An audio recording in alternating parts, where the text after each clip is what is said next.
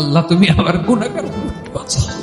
বিশ্বনবী পাগলের মতো একবার হাউজে কাউসারে যাবেন, একবার সিরাতে যাবেন, একবার পুলসিরাতের দিকে, একবার হাউজে কাউসারের দিকে পাগলের মতো দৌড়াতে থাকবেন। তার কোন গুনাহগার উম্মত যাতে জাহান্নামে ঢুকে না যায়, সেদিন কেউ সুপারিশ করতে পারবে না বিশ্বনবী ছাড়া। কিয়ামতের ময়দানে ওই বিভীষিকাময় সময়ে মুসিবতের কালে মানুষগুলো পাগল হয়ে বিশ্বনবীকে খুঁজতে আরম্ভ করবে।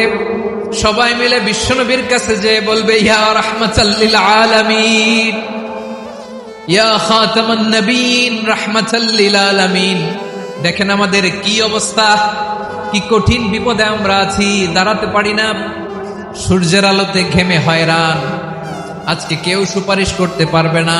সব নবীরা অপারগতা স্বীকার করেছে, তারা বলেছে আপনি ছাড়া কেউ নাকি আল্লাহর সামনে দাঁড়াতে পারবেন না, আপনি একটু সুপারিশ করেন।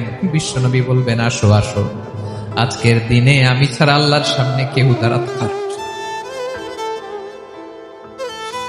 বিশ্বনবী মাকামে মাহমুদে যে আল্লাহু আকবার বলে সিজদায় লুটিয়ে পড়বেন।